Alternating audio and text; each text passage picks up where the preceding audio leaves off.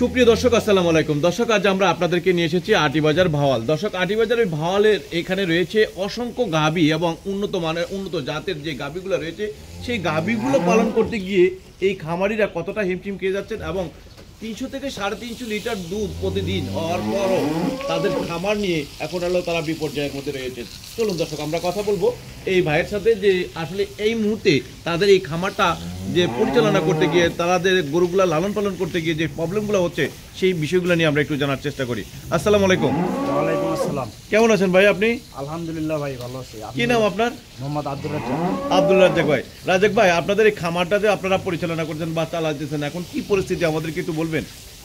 ভাই, খামারের পরিস্থিতি বর্তমান তেমন একটা সুবিধা না। এই যে গরুগুলো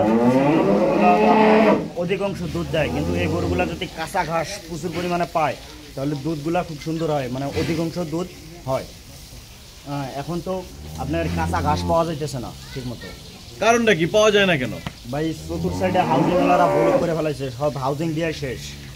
হাউজিং দিয়ে তাহলে কাঁচা ঘাস না হলে, যদি একটা কথা আছে, স্লোগান আছে যে গরুর মুখে দিলে ঘাস দুধ দেয় 12 মাস, তাহলে আসলে সেই সুবাদে কি আপনারা কাঁচা ঘাস যদি না দিতে পারেন তাহলে এখন খামারের কি পরিস্থিতি? ভাই, কাঁচা ঘাস দিতে পারতেছি না, গরু এদিক দিয়ে দুধ কমে আসতেছে, দিন যাইতেছে দুধ কমতেছে। কাঁচা ঘাস তো দিতে পারি না, আর কাঁচা ঘাস যে পরিমাণে দেওয়ার কথা এই পরিমাণে পাই না, চাহিদা পূরণ হয় না। হাউজিং ওয়ালারা সবগুলা ভরাট করার পরে আর এই পরিমাণে ঘাস পাই না আমরা। তাহলে আপনারা যে গরুগুলা পালন করবেন তাহলে কি পরিস্থিতি এখন? এখন পরিস্থিতি কি, এখন ওই যে ভুসির উপরে রাখতে হয়। তো ভুসির দাম এবং গরুর যে দুধের দাম, সেই সুবাদে কি ধরনের অবস্থানটা একটু বলবেন? এই ভুসির যে দাম বর্তমান, এই ভুসির দামে মনে করেন যে ভুসির বাজারে তো ভাই সিন্ডিকেট। ভুসির বাজারও সিন্ডিকেট, ওখানেও সিন্ডিকেট। ভুসির আগে যে পরিমাণ চাহিদা ছিল, দাম ছিল, তার থেকে এখন অনেক বাড়তেই ভুসির রেট। সেই সুবাদে কি আপনার দুধের দামটা বাড়তি পান? না, এই হিসাবে আমরা দুধের রেট বাড়তি পাই না। কারণটা কি? কারণ দুধ তো 12 মাস মনে করেন যে রেটে বেশি, এই রেটেই দুধ বেশি, দুধের দাম তো বাড়তি হয় না, কিন্তু ভুসির দাম ঠিকই বাড়ে। ভুসির দাম বাড়ে, তাহলে এই যে আপনারা যারা যে মালিক রয়েছে, সেই মালিকের যে প্রতিষ্ঠান চালাতে গিয়ে আপনাদের কর্মচারীদের প্রতি বছর বেতন বাড়ে, কিন্তু সেই সুবাদে কি তার যে ইনকামটা, সেই ইনকামটা কি বাড়তেছে? না, তার ইনকাম বাড়ে না। তার আরও মনে করেন যে মাস শেষে দেখা যায় কোনো মাসে কিছু হালকা কিছু লাভ থাকে, কোনো মাসে লস পুরা লাগে।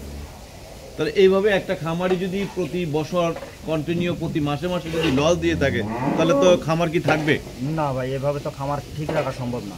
অনেকে বলে যে গরুর পালন করে মানে হলো মানুষ কোটি কোটি টাকার মালিক হচ্ছে, আসলে এটা কতটা সত্য? সেটা কি আগে পালন করে কোটি টাকা কামাইতে পারছে, কিন্তু এখনকার পরিস্থিতিটা কি? আগে পালন করে কামাইতে পারছে, কিন্তু এখন পারবে না। আগে পারছে, আগে কাঁচা ঘাসে ছিল ভরপুর, পুরা ভুসি কম লাগতো। এখন তো কাঁচা ঘাস নাই, এই যে গরু হুগায় গেছে, বুঝলেন নাই?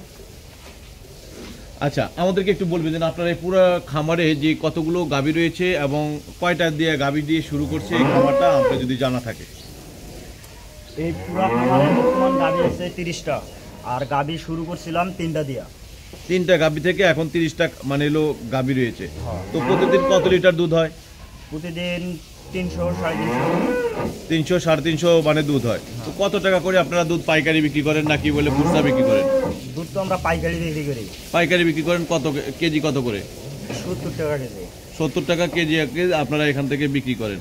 তো যে তারা কি নিজেরাই এসে পানায় নিয়ে যায় নাকি আপনারা বানাইলো দুধ পানায় দিয়ে দেন? না, আমরা নিজেরাই দুধ পানায় দিই। তারা শুধু এসে দুধটা নিয়ে যায়? তারা শুধু এসে দুধটা নিয়ে যায়। এদিকে আবার কর্মচারীর বেতন বাড়তে হবে, কর্মচারীর খাওয়া। আমরা অনেক দেখেছি যে অনেক খামারে মানে দুধের রেটটা মানে ইয়েটা কমে যায় অনেক সময়, আবার মাঝে মাঝে বাড়ে। এই বাড়া এবং কমার মধ্যে পার্থক্যটা কি একটু বলবেন? মানে গাভীর দুধটা মনে করেন এখন আজকে হলো এই গাভীটা এই মাসে 30 লিটার করে দিচ্ছে, দেখা গেছে পরের মাসে দেখা গেছে যে আপনার হলো 20 লিটারে চলে আসলো, আরো 10 লিটার কমে যাওয়ার কারণটা কি?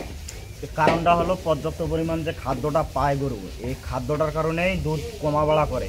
আর এই খাদ্যটা যদি ঠিক মতো না পায় তাহলে কিন্তু দুধটা কমা বাড়া করে। আর এর বিষয় হলো আরও, গরুর যদি কোনো অসুস্থতা থাকে, গরুর শরীরে যদি অসুস্থতা থাকে, অনেক কিছু তো অসুস্থ থাকেই গরু, এই কারণেও দুধ কমা বাড়া করে। আচ্ছা, অসুস্থ হলে আপনারা সাধারণত কিভাবে বোঝেন? আপনারা তো ডাক্তার না, আপনারা গরু দেখাশোনা করেন, মানিলো খাবার দাবার দিচ্ছেন, পরিচালনা করছেন আর দেখতেছেন এবং পালন করতেছেন, তো এতে আপনারা কিভাবে বোঝেন একটু বলবেন? আমরা আমরা বুঝি কিভাবে গরু যখন সময় খাওয়াইতে নিয়ে যাই, গরু যে সময় খায় এই সময় যখন গরুটা অসুস্থ থাকে ওই সময় কম খায়, গরুটা মানে ওই সময়টা কম খায়। কম খায়। এটা থেকে বের হয়ে আসার উপায় কি? অ্যাটলিস্ট হলো যে এই খামার ইন্ডাস্ট্রি যদি বাঁচতে হয় বা মালিক যদি না বাঁচে তাহলে তো আপনারাও বাঁচবেন না। জি জি। কারণ মালিকের যদি গরু না থাকে তাহলে আপনাদেরকে লালন পালন করার জন্য আর কি রাখবে? না। রাখবে না। তাহলে খামার বাঁচাতে গেলে কোন জিনিসটার বেশি জোর দেওয়া উচিত বলে মনে করেন? খামার বাঁচাতে হলে পুরা ভুষির দাম কমাতে হবে, আর ওই হাউজিং দিয়ে তো ঘাস নাই, কাঁচা ঘাস নাই। খামার বাঁচাতে হলে পুরা ভুষির দামটা যদি কমে আর দুধের দামটা যদি বাড়ে তাহলে খামারটা টিকতে পারবে।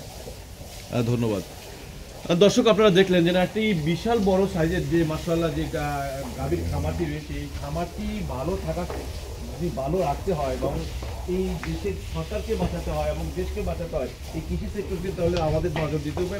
প্রথম সত্য এক কথা বলা যায় যে আমরা যতটুকু আগে বুড়ো বুড়িরা বলতেন যে গরুর মুখে দিলে গাছ দুধ দেয় 12 মাস, আসলে সত্যিকারের অর্থে এখন গরুর মুখে ঘাস দেওয়া তো দূরের কথা, সেই পুরা বসি যে দিত, যেভাবে চাহিদামূলকভাবে পুরা বসি দিতেন তারা কিন্তু সেটাও দিতে পারছেন না। কারণ পুরা বসির যে দাম সেই সুবাদে গরুর কি যে দুধের দামটা কিন্তু সেভাবে বাড়ছে না। আসলে এই গাভী পালনকারী যারা রয়েছেন তারা যদি গাভী পালন করতে চান কন্টিনিউ, তাদের এই বোবা প্রাণীকে যদি বাঁচাতে চান তাহলে কিন্তু পর্যাপ্ত পরিমাণ যে কাঁচা ঘাসের প্রয়োজন, সেই কাঁচা ঘাস যদি তারা না দিতে পারেন এই গরুর সামনে তাহলে কিন্তু এই খামার ইন্ডাস্ট্রি ধীরে ধীরে ধ্বংস হয়ে যাবে। দর্শক এবং কর্তৃপক্ষ যারা রয়েছেন, কৃষি সেক্টরে রয়েছেন, আমাদের যে বিজি মহোদয় রয়েছেন এবং সচিব মহোদয় রয়েছেন, তাদের দৃষ্টি আকর্ষণ করে বলতেছে যে তারা যেন এই কৃষি সেক্টরে এখন সংস্কার চলতেছে, এখন এই মুহূর্তে যদি এই গবাদি পশুর যে ভুসি এবং খাবারের দামটা যদি একটা ন্যায্য মূল্যে যদি না হয় তাহলে কিন্তু এই কৃষকরা বাঁচবে না। দর্শক ভালো থাকবেন, সুস্থ থাকবেন।